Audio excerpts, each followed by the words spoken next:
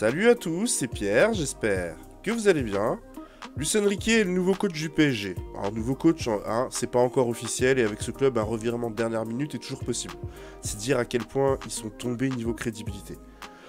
Concernant Luis Enrique, certains sont contents, d'autres n'en ont cure.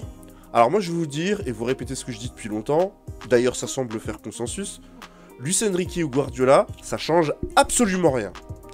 À partir du moment où le coach n'est pas le maître du sportif, c'est même pas la peine de dire tel coach est bon ou pas bon. Il n'a pas les mains libres.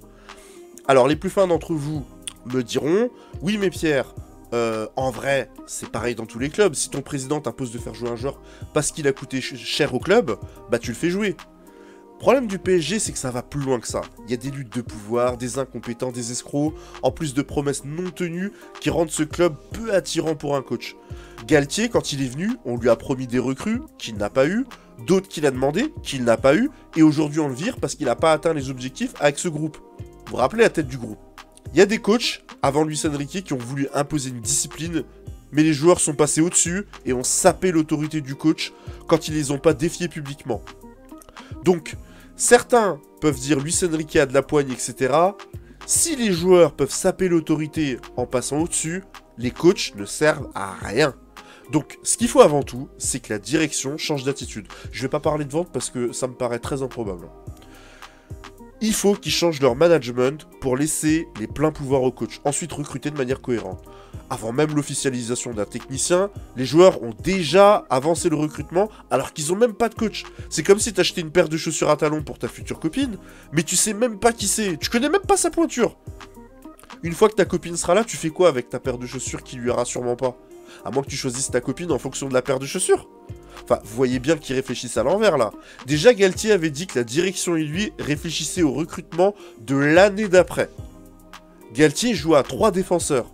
Donc tu prépares 3 défenseurs centraux et tu demandes à Luis Enrique de s'adapter alors que Luis Enrique joue à 4 derrière. Mais c'est quoi ce club? C'est typiquement ce genre de stupidité qui fait que le club en est là aujourd'hui. Remettons les choses en ordre. Tu fais venir ton coach avec un projet de 3 ans. En dessous, ça sert à rien. C'est pas un projet intelligent de travailler sur 1 an renouvelable si l'équipe a été bonne. C'est de la loterie, c'est pas sérieux. Tu fais le point tous les ans et tu vois avec le coach de quoi il a besoin pour atteindre les objectifs. Et si le club travaille bien, au niveau du jeu et du championnat, tu continues avec lui. Tu fais pas ce que t'as fait avec Laurent Blanc en le virant parce qu'il gagnait pas la Ligue des Champions. Ou qu'il ne progressait pas en Ligue des Champions, c'est pareil. 6 ans plus tard, le PSG n'a toujours pas gagné la Ligue des Champions et ils ont fait que régresser année après année. Tout le monde dit qu'avec Blanc ça jouait bien et personne ne pouvait rivaliser sur la scène nationale. C'est vrai en plus, hein, championnat et coupe.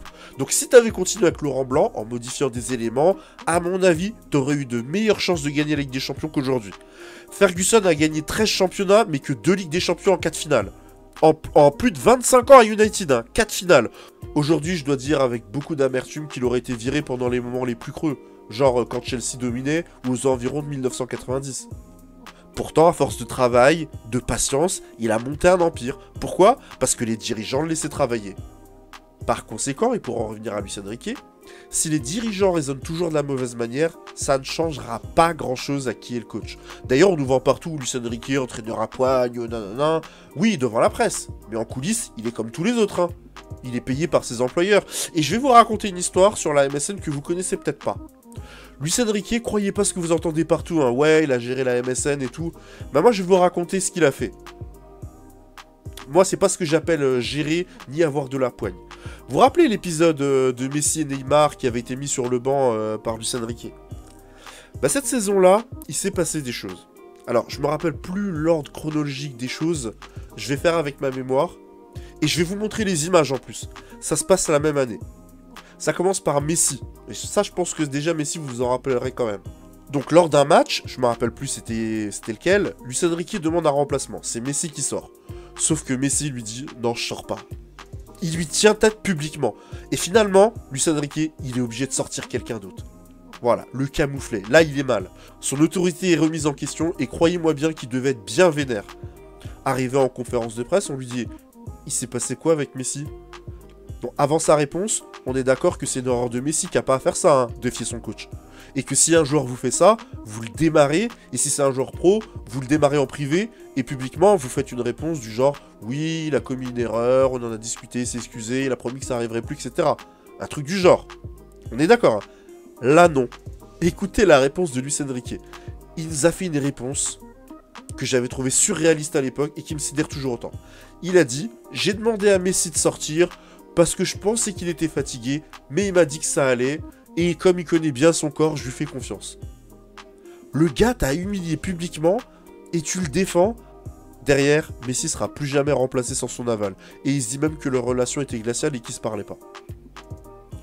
Deuxième épisode la même année, hein, peut-être même quelques semaines après. Neymar est remplacé, comme souvent dans les matchs, et il pique une colère en plus d'insulter Luis Enrique.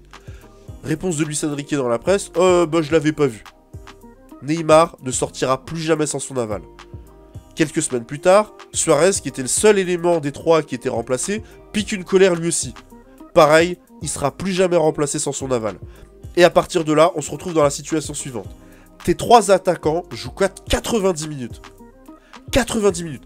Et à partir de là, il sortira à chaque fois des milieux de terrain.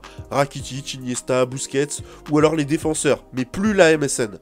Conséquence, et elle est importante, aucun attaquant de renom ne voudra rejoindre le Barça. Aucun. Qui voudrait venir alors que les trois attaquants gobent 90 minutes, même à 6-0 pour le Barça? Tu joueras qu'en cas de blessure. Tout le monde a dit non, et le Barça en a souffert. Quand Suarez a connu des blessures, Paco Alcacer et Mounir El Haddadi, c'était trop maigre pour suppléer. Et c'était les seuls qui acceptaient cette situation. Voilà le résultat de la gestion de Luis Enrique. C'est ça que vous appelez avoir de la poigne? Il a du caractère, je veux bien, et quand tu vis ce qu'il a vécu avec sa fille, ça peut que t'endurcir, mais de la poigne, non. Après le 4-0 contre le PSG, il s'est pris la tête avec son groupe, et il a acté son départ en fin de saison. Mourinho, il a de la poigne, mais pas Luis Enrique. Après, dans l'absolu, Luis Enrique, c'est un bon coach, hein. J'ai beaucoup étudié son Barça, puis même la personne, je l'aime bien, même à l'époque de quand il jouait, j'ai suivi toute sa carrière de joueur. Luis Enrique, c'est l'école Total Football chère au Barça, à qui il a donné un nouvel élan quand il a repris le club en 2014. Je pourrais vous sortir cette phrase comme ça, sans entrer dans les détails, mais en tant que coach, je vais rentrer dans les détails pour vous dire en quoi il a changé le Barça, puisque je les ai étudiés. D'abord, il a réduit l'impact du milieu de terrain. Avant lui, c'était le milieu de terrain, l'alpha et l'oméga du Barça. Les Busquets, Xavi, Iniesta, Messi et Fabregas quand il était là. Là, il a changé ça et il a donné toutes les clés à la MSN.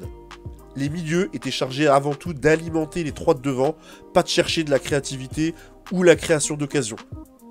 Eux, ils gardent le ballon pour le donner à la MSN dans les meilleures conditions. C'était ça leur travail. Conséquence, Alba et Alves faisaient de moins en moins de courses parce qu'ils étaient de moins en moins servis. Ça, c'est avant la connexion Alba-Messi qui démarre après le départ de Neymar et donc de Luis Enrique. Les milieux de terrain, ils faisaient le travail sans ballon de Neymar et Messi. Un boulot de ouf. Donc ils se décalaient pour aider le latéral qui se retrouvait à 2 contre 1, puisqu'il avait l'ailier et le latéral. Et les milieux, Rakitic ou Iniesta ou Xavi quand il jouait, ils switchaient comme ça pour venir aider. Ils coulissaient. La MSN, eux, ils revenaient très rarement. Deuxième conséquence, on a eu beaucoup plus de contre-attaques, puisqu'ils restaient tout le temps devant. Dès qu'ils récupéraient la balle, on leur envoyait le ballon, et les mecs, ils couraient à 3 devant, et voilà. Les gars, ils jouaient que pour attaquer. Et ils pressaient très rarement. Donc il a opté pour un pressing demi-terrain, et encore une fois, c'est Iniesta et Rakitic qui faisaient tout le boulot. Et la MSN a récolté tous les lauriers. Personne ne parle du taf de fou sans ballon fait par Rakitic et Iniesta. Un boulot de marathonien. Voilà, c'était ça le système Luis Enrique et ça a marché un temps.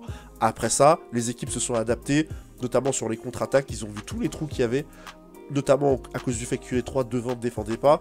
Et c'est devenu très compliqué pour Luis Enrique. Du coup, il nous a sorti un 3-4-3 qui a fini par mettre Alba sur le banc. Jordi Alba, top 2 latéral de tous les temps pour moi.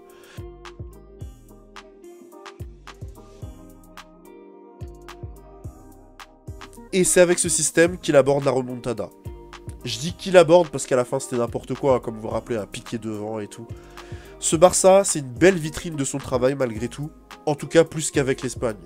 L'Espagne, c'est pas une bonne vitrine, parce qu'ils n'ont pas de grands attaquants. Et c'est vrai que ces matchs étaient prescrits par les médecins pour lutter contre l'insomnie.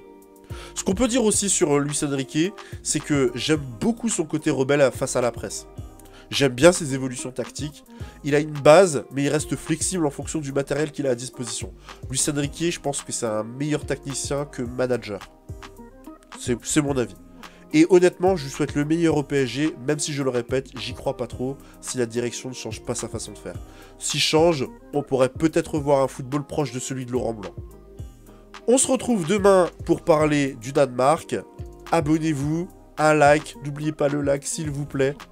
Même si je vois que certains jouent le jeu, ça me fait super plaisir. Ça et surtout ça aide la chaîne. J'ai hâte de vous parler du Danemark demain, parce que je m'aperçois que beaucoup connaissent pas cette histoire. J'en ai parlé aujourd'hui avec un abonné. Vous allez adorer. À demain.